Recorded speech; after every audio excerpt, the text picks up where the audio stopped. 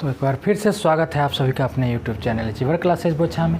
और जहां हम आज कर रहे हैं ज्योमेट्री की क्लास की कंटिन्यू।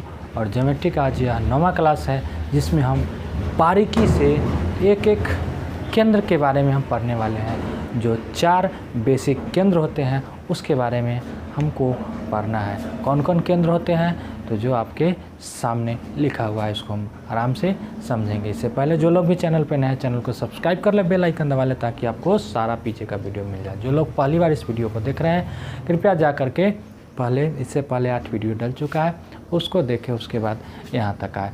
अभी इस वीडियो में हम चारों केंद्र के बारे में पढ़ने वाले हैं।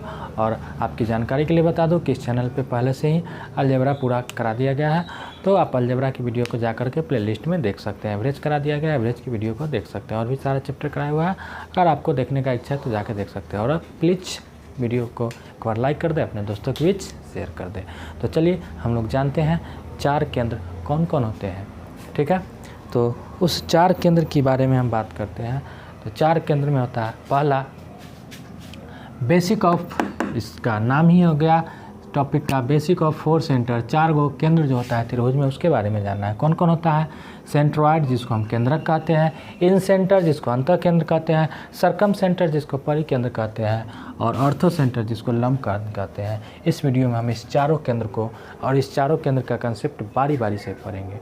तो चलिए सबसे पहले हमको जानना है इन सेंटर के से पहले भी सेंट्रॉइड के बारे में। सेंट्रॉइड के बारे में जानने के लिए आपको माध्यिका के बारे में पता होना चाहिए। तो चलिए पहले जानते हैं हम लोग माध्यिका के बारे में। तो माध्यिका है, ये देखिए माध्यिका, median and centroid of rectangle. माध्यिका किसको कहते हैं? तो किसी त्रिभुज के शीर्ष के सामने वाली भुजा के मध्य बिंदु को मिलाने वाली रेखा को, ठीक है, सामने वाली शीर्ष से सामने वाली भुजा के मध्य बिंदु को मिलाने वाली रेखा को माध्यिका कहते हैं।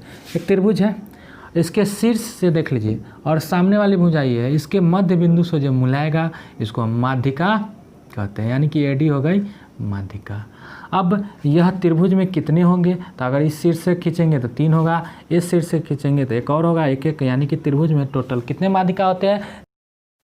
याद रखने वाला पॉइंट टू बी नोटेड, किसी भी त्रिभुज के माध्यिका की संख्या क्या को होता है? 3 गो। अब यहीं से परिभाषा आपका निकल के आता है केंद्रक का, कि किसी त्रिभुज के तीनों माध्यिका जिस बिंदु पर मिलते हैं उसे हम केंद्रक कहते हैं, जिसे हम जी से सूचित करते हैं। किससे सूचित करते हैं? जी से। अब कायदे से आपके लिए हम यहाँ बना रहे हैं, आप आराम से देखेंगे कि 3 सेंटर जहाँ से यह तो एक था फिगर इक्वल पार्ट के लिए। अब हम केंद्रक के लिए एक फिगर और इधर बना रहे हैं जो कि आप देखेंगे।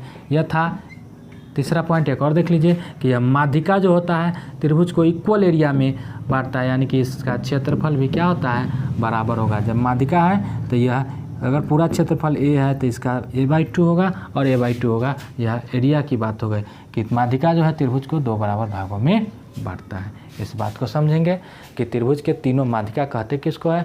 तो शीर्ष से सामने वाली भुजा के मध्य बिंदु को मिला दीजिए, माध्यिका हो गई। माध्यिका कै गो होता है त्रिभुज में? 3 होते हैं। माध्यिका का काम क्या है? तो वह तीनों माध्यिका जिस बिंदु पर मिलता है उसे हम केंद्रक कहते हैं। माध्यिका 2 बराबर भागों में त्रिभुज को बांटता है। अगर एक माध्यिका है, त्रिभुज के तीनों माध्यिका जहाँ पर मिलेगा उसको हम केंद्रक कहते हैं। तो चलिए बाय द वे हम यहाँ से केंद्रक का निकालते हैं। तो फिगर फिर से हम बनाएंगे। ये है, यहाँ से ये मध्य बिंदु पर मिला, इसका मध्य बिंदु हो गया और इसका इस तरह से मध्य बिंदु पर मिला। ये मिड पॉइंट है, मिड पॉइंट है, मिड पॉइंट है। तो यहाँ से जो मिला इसी को हम कहते हैं जी, यानी कि यही है सेंट्रॉइड केंद्रक।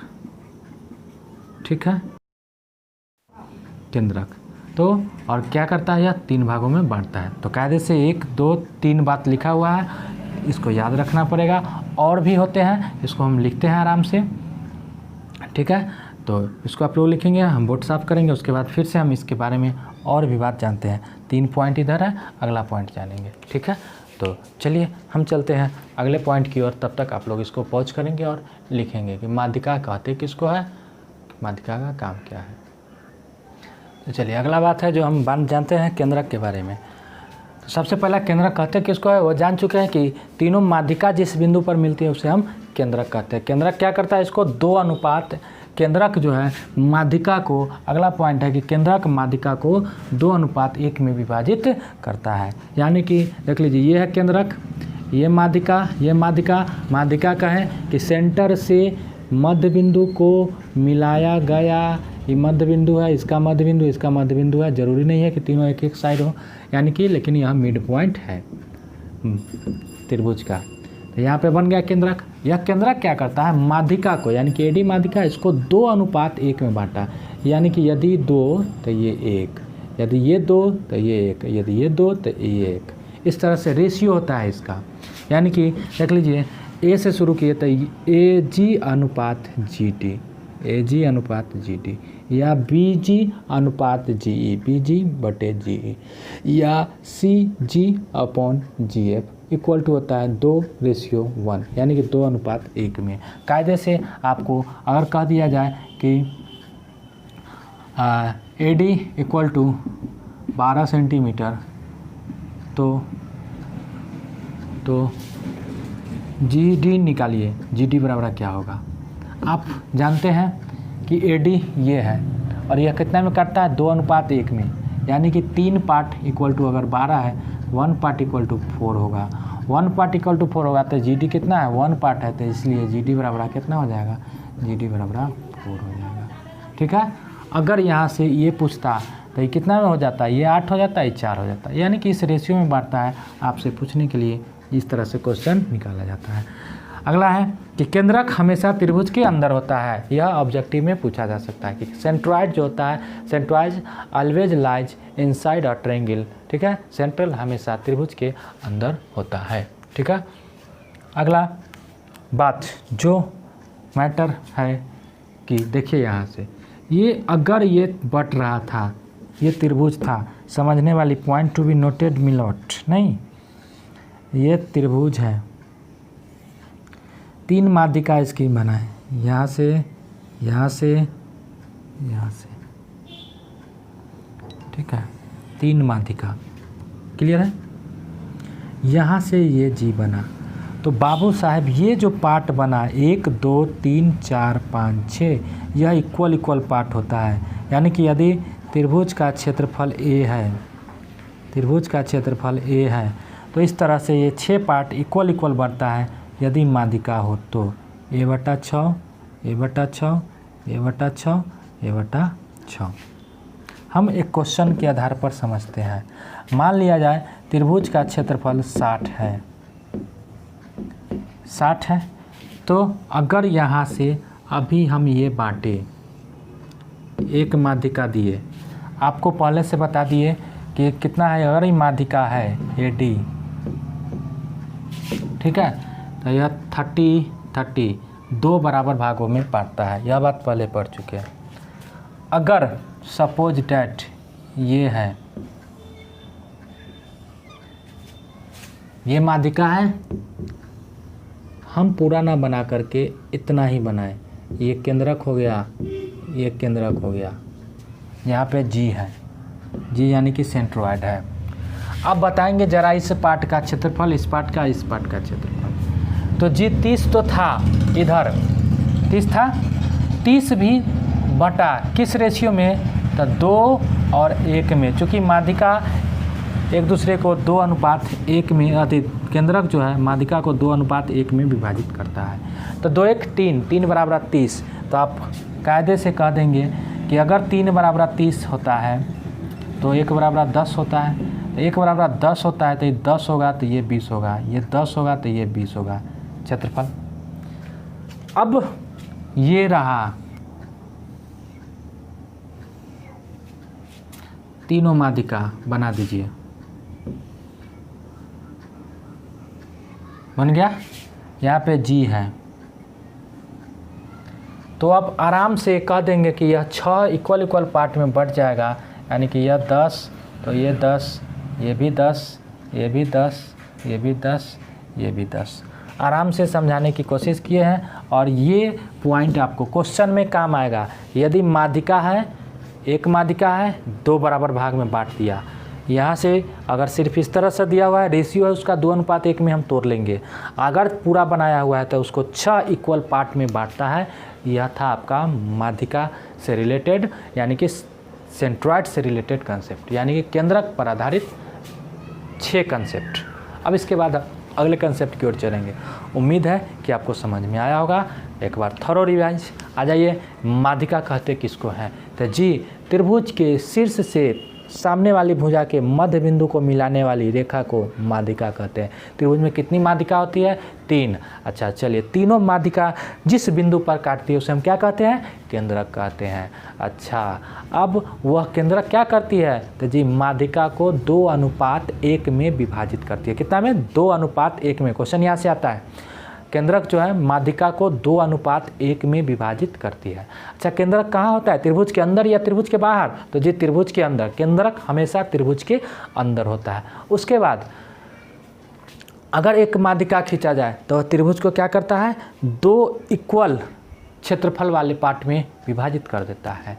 अगर तीनों माध्यिका खींच दिया जाए तो इस प्रकार से 6 बराबर त्रिभुज बन जाता है, यानी कि 6 बराबर क्षेत्रफल वाले त्रिभुज बन के आपके सामने तैयार हो जाता है। तो जितना भी क्षेत्रफल होगा तो उसका एरिया जो हो जाएगा a/6 a/6 a/6। तो यह main point related to the centroid था, यानी केंद्रक से रिलेटेड मेन पॉइंट्स जिसको आपको याद रखना है।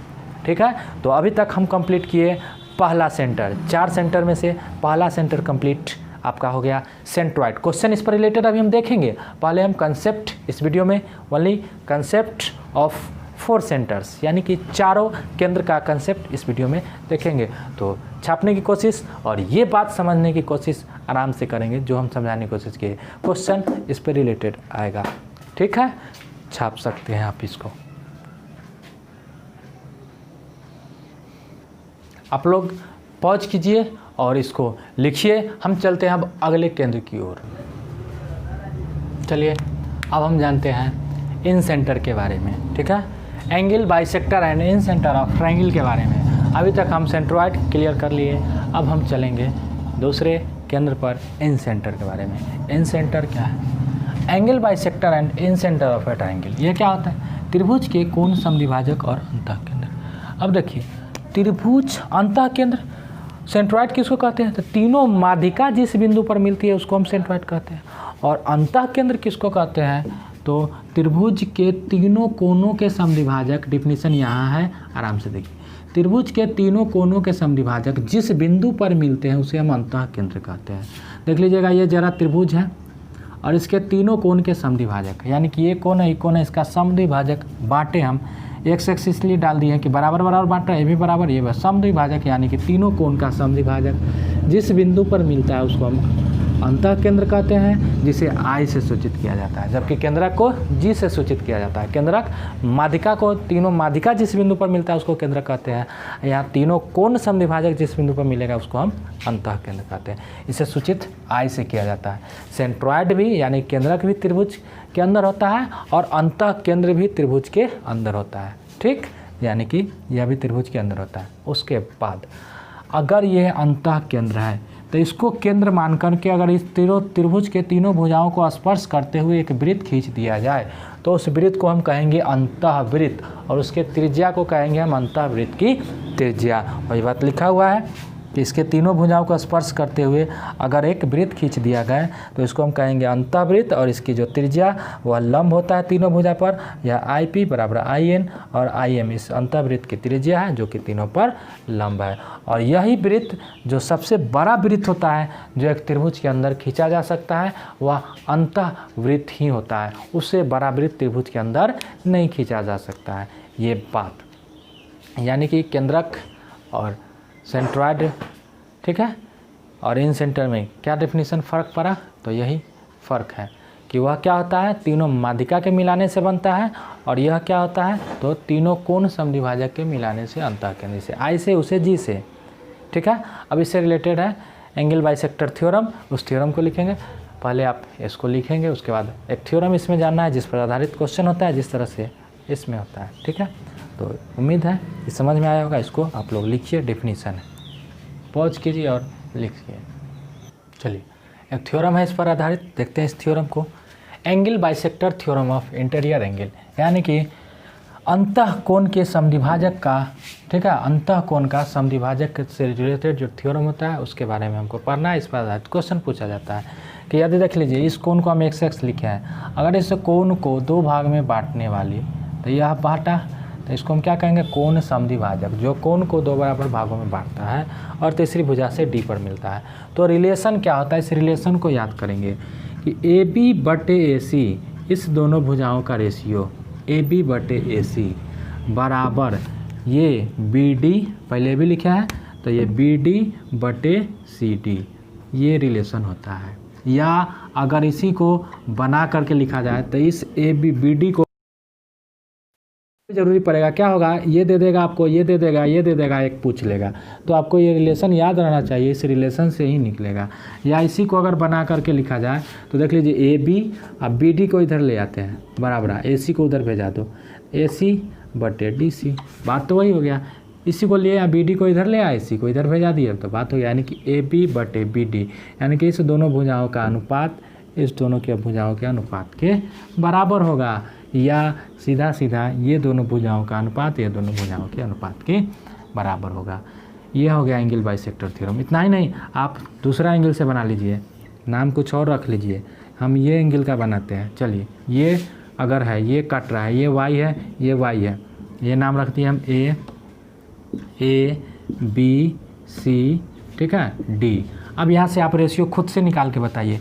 तो जी इस दोनों भुजा को काट रहा है, तो रेशियो हम बनाएंगे BC/BA बराबर। अब देखिए पहले BC रखे हैं तो इधर वाला CD रखेंगे, CD/AD। BC रखे तो CD रखेंगे, उस तरह से। बात समझ में आया? इतना ही नहीं, आपका मन है यहाँ से बना दिए, इधर से बना दिए, चलिए इधर से बना लेते हैं, नाम वही रख देते हैं हम, कोई दिक्कत नहीं। ABC, ये बाइसेक्ट कर रहा है, मान लीजिए Z है। अब यहाँ से थ्योरम निकालिए, थ्योरम खुद से निकालिए। तो ये बाइसेक्ट किया, तो इसका रेशियो, तो अगर लिखते हैं हम AC/BC बराबर, अगर AC लिखे हैं तो पहले हम यहाँ D था ना, चलिए अगर AC लिखे हैं तो पहले इससे रिलेटेड था AD/, ये हो गया BD। ये था एंगल बाइसेक्टर थ्योरम, ये होता है। और इस पर आधारित क्वेश्चन आपसे पूछा जाएगा, ये दे देगा, इसमें से कोई एक दे देगा, आपको दूसरा पूछ दिया जाएगा। तो ये था angle bisector theorem of interior angle. अब हम देखेंगे angle bisector theorem of exterior angle. तो इंटीरियर एंगल याद रखना है इसको, ठीक है, पहुँच कीजिए और लिखिए। चलिए अब एक बाय इसी से रिलेटेड है, फिर उसी तरह से कि यदि देख लीजिए angle bisector theorem of exterior, बाह्य समद्विभाजक, यानी कि बाह्य समद्विभाजक की बात की है, यानी कोने को बाहरी रूप से ये समद्विभाजित कर रहा है, यानी कि ये x है तो ये भी x है, ये x है तो ये भी x है, ठीक है। अब बात ये रहा कि तब रिलेशन कैसे होगा, तो फिर तब AB/AC, इसी कोण का बाह्य समद्विभाजक है, तब जो होगा AB/AC, यह रेशियो होता है, एक बार पूरा ले रहा है, एक बार बाहर वाला ले रहा है सिर्फ, यानी कि एक बार पूरा लेंगे BD, बाहर वाला CD, ये रेशियो होता है। और इस तरह से आपको ये रेशियो याद रखना है, किसका है, या एक्सटीरियर एंगल का है। बात समझ में आ रहा है? तो इससे फिर उसी तरह से ये मालूम, ये मालूम, ये मालूम, ये मालूम, तो पूछना क्या है, कोई ना कोई एक गायब करेगा, आपको निकालना पड़ जाएगा, कोई ना कोई इसमें रिलेशन देगा, आपको निकालना पड़ जाएगा। खैर क्वेश्चन तो हम बहुत देखने वाले हैं, अभी सिर्फ और सिर्फ कंसेप्ट। अभी तक किसका देखे हम लोग, सेंट्रॉइड का देख लिए और अंतः केंद्र का देख लिए। अब हम देखेंगे परिकेंद्र का, उसके बाद देखेंगे लंब केंद्र का। तो इसको लिखिए आराम से, यह हो गया आपका एंगल बाइसेक्टर थ्योरम। पॉज कीजिए और लिखिए, नोट डाउन करते जाइए, लिखते जाइए। चलिए अब हम देखते हैं परिकेंद्र। परिकेंद्र किसको कहते हैं? अभी तक हम देख लिए केंद्रक, अंतः केंद्र, और अब देख रहे हैं तीसरा नंबर पॉइंट परिकेंद्र। यह तीसरा पॉइंट हो गया, तीसरा बिंदु, ठीक है, परिकेंद्र। परिकेंद्र किसको कहते हैं? वह बिंदु जहाँ पे त्रिभुज का तीनों लंब समद्विभाजक मिलता है, उसे हम जा कर के क्या कहते हैं, परिकेंद्र। अंतः केंद्र में क्या था, जहाँ पे तीनों कोण समद्विभाजक मिल रहा था। सेंट्रॉइड किसको कह रहे थे, माध्यिका केंद्रक, जहाँ पे तीनों माध्यिकाएं मिल रहा था। यही तो डिफरेंस आपको याद रखना है, इसलिए इस चारों को हम एक वीडियो में बनाने का प्रयास किए हैं, ठीक है। तो यहाँ से देखिए तो जिसे क्या कहते हैं, परिकेंद्र कहते हैं, जहाँ पे लंब समद्विभाजक इसे ओ से सूचित करते हैं। यानी कि देख लीजिए यहाँ लंब समद्विभाजक मिल रहा है, ये लंब समद्विभाजक है इस त्रिभुज ABC का, त्रिभुज ABC यहाँ पे इसको 2 बराबर भाग में बांट रहा है, ये 2 बराबर भाग में बांट रहा है। कौन? ये लंब समद्विभाजक है, ये लंब समद्विभाजक है, और ये इसको 2 बराबर भाग में बांट रहा है इक्वली। तो ये तीनों जहाँ पे मिल रहा है इसी को हम कहते हैं, क्या कहते हैं, परिकेंद्र। और जब इस तीनों को हो करके एक वृत्त खींच दिया जाए तो इस वृत्त को हम कहते हैं परिवृत्त। यह क्या था अभी? परिकेंद्र था। और इस तीनों शीर्ष को स्पर्श करते हुए अगर एक वृत्त खींचा जाए तो वह क्या कहलाता है? परिवृत्त कहलाता है। और इसकी त्रिज्या को, परिवृत्त की त्रिज्या, अब अगर यह केंद्र मान करके यह एक वृत्त खींच दिया जाए तो आप जान लीजिए यहाँ से यहाँ क्या होगा? R हो जाएगा, यहाँ से यहाँ क्या हो जाएगा? R हो जाएगा, यहाँ से यहाँ क्या हो जाएगा? इसकी त्रिज्या हो जाएगी। यानी कि त्रिज्या हो जाएगी, ठीक है, OA बराबर OB बराबर OC बराबर R, जिसको हम सर्कम रेडियस कहते हैं, परिवृत्त की त्रिज्या कहते हैं। अब पॉइंट ये याद रखने वाला कि यह जरूरी नहीं कि परिकेंद्र जो है त्रिभुज के अंदर ही हो हमेशा, जबकि इससे पहले पढ़े कि अंतः केंद्र हमेशा त्रिभुज के अंदर होता है, केंद्रक हमेशा त्रिभुज के अंदर होता है। लेकिन परिकेंद्र यह जरूरी नहीं, इट इज़ नॉट नेसेसरी कि it lies inside a triangle, it may be outside a triangle, in obtuse angle triangle it, ठीक है, it is outside the triangle. यानी कि यह अधिक कोण त्रिभुज में क्या होता है कि यह त्रिभुज के बाहर होता है, ठीक है। यह जरूरी नहीं कि यह परिकेंद्र हमेशा त्रिभुज के अंदर होता है, यह क्या होता है? त्रिभुज के बाहर भी हो सकता है। किस में? अधिक कोण त्रिभुज में, ऑब्ट्यूज एंगल ट्रायंगल में। तो यह था आपका परिकेंद्र से रिलेटेड बात, इस पर कोई विशेष बात नहीं है। अब हम आगे करेंगे लंब केंद्र, ऑर्थो सेंटर, इसको छापेंगे, परिभाषा, पॉइंट इससे रिलेटेड और इसका ये बात, ठीक है। यह हो गया आपका परिकेंद्र, इसको पॉइंट नोट करेंगे। अब चलते हैं हम अगला केंद्र।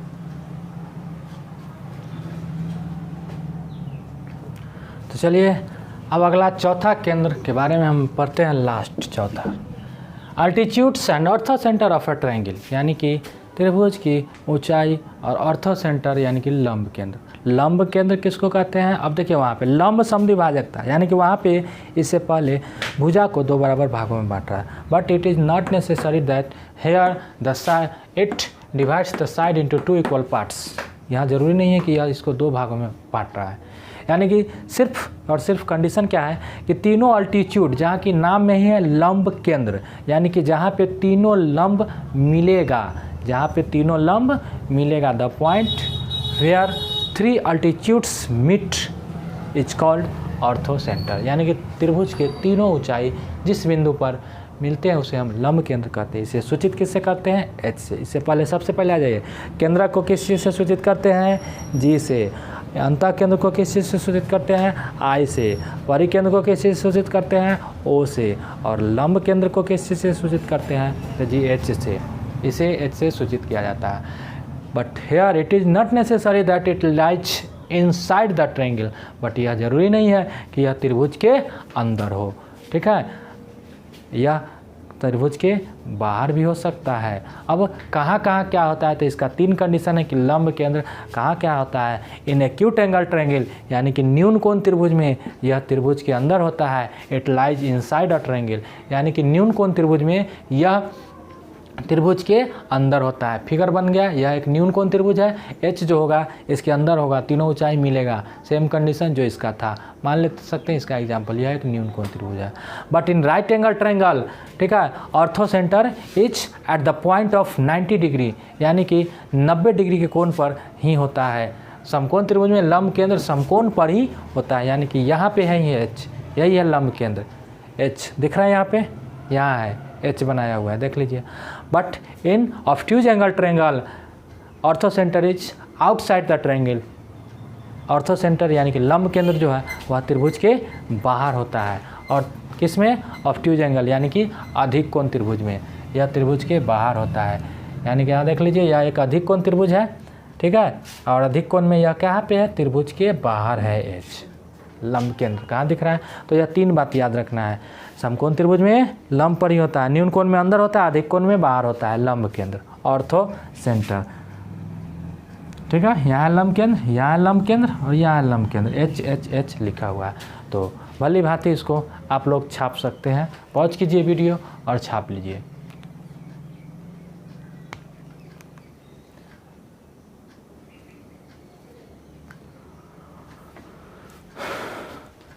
तो उम्मीद करते हैं कि आप लोग पॉज करके लिख लिए होइएगा। और इसी तरह आज हम लोग जान लिए ओवरऑल का सेंटर्स, यानी कि centroid, incentre, circumcentre and orthocentre. जी इन सेंटर क्या क्या पढ़े, केंद्रक। केंद्रक किसको कहते हैं, जहाँ पे तीनों माध्यिकाएं, रिवाइज कर लीजिए एक बार, जहाँ पे तीनों माध्यिकाएं एक दूसरे को काटती है। माध्यिकाएं क्या करती है, 2 बराबर भागों में उसको बराबर क्षेत्रफल वाले त्रिभुज में विभाजित करते हैं। माध्यिका एक दूसरे को कितने अनुपात में बांटती है, तो जी केंद्रक जो है उसका माध्यिका को 2:1 में विभाजित करती है। त्रिभुज में कै गो माध्यिका होता है, 3 गो माध्यिका होता है। जी 3 गो माध्यिका को जब मिला देंगे तो कितने त्रिभुज का निर्माण होगा, तो उस त्रिभुज के अंदर 6 त्रिभुज का निर्माण होगा। 6 गो का जो एरिया होगा वह इक्वल बटेगा। a/6 लिख दिए थे, इतना बात। और यह जो केंद्रक होता है वह हमेशा त्रिभुज के अंदर होता है। पॉइंट नंबर 2 था क्या, इन सेंटर। इन सेंटर किसको कहते हैं, तो जी जहाँ त्रिभुज के तीनों कोण समद्विभाजक मिलते हैं उसको हम क्या कहते हैं, इन सेंटर कहते हैं। और इसके रेडियस को इन रेडियस कहते हैं। वह भी हमेशा त्रिभुज के अंदर होता है। उससे रिलेटेड 2 थ्योरम था, एक इंटीरियर एंगल कंसेप्ट और एक एक्सटीरियर एंगल कंसेप्ट। AB/AC बराबर BD/DC, वह आपको याद होना चाहिए, हमको भी याद है। और एक एक्सटीरियर एंगल बने थे AB/AC बराबर, एक बार पूरा लेना है और एक बार बाहर वाला के लेना है, उस पर क्वेश्चन रहता है। उसके बाद हम आ गए थे number 3, circum centre. Circum centre किसको कहते हैं, तो जी जहाँ पे तीनों लंब समद्विभाजक मिलते हैं उसको हम परिकेंद्र कहते हैं। उसे एक वृत्त खींच दिया जाए तो उसको हम परिवृत्त कहते हैं। परिवृत्त की त्रिज्या जो होती है वहाँ से मिलाने पर बनती है, उसमें कोई थ्योरम ज़्यादा रिलेटेड नहीं था। उसके बाद हम आ गए लंब केंद्र, ऑर्थो सेंटर पर। लंब केंद्र किसको कहते हैं, जहाँ पे तीनों ऊंचाई मिलता है उसको हम लंब केंद्र कहते हैं। और लंब केंद्र जरूरी नहीं कि वह त्रिभुज के कहाँ हो, अंदर हो, त्रिभुज के बाहर भी हो सकता है। जिस तरह से परिकेंद्र में भी जरूरी नहीं कि त्रिभुज के अंदर हुआ, परिकेंद्र भी अधिक कोण त्रिभुज में त्रिभुज के बाहर होता है। तो उसी तरह से लंब केंद्र न्यून कोण त्रिभुज में त्रिभुज के अंदर होता है, अधिक कोण में त्रिभुज के बाहर होता है, और सम कोण में जस्ट 90 डिग्री के पॉइंट पर होता है। तो उम्मीद करते हैं कि आप लोगों को समझ में आ गया होगा। यही था चारों केंद्र का डेफिनीशन। अगर यह चारों केंद्र आपको माइंड में रहता है तो आगे क्वेश्चन बनाने में बहुत आसान होगा। तो अगला वीडियो में हम देखेंगे इससे रिलेटेड क्वेश्चन, इस पर रिलेटेड थ्योरम। तब तक के लिए अलविदा, bye bye, take care, see you. अगर अच्छा लगा तो प्लीज़ लाइक कर दे। चैनल को अब तक ने सब्सक्राइब नहीं किया तो सब्सक्राइब कर ले, अपने दोस्तों के बीच शेयर जरूर करें।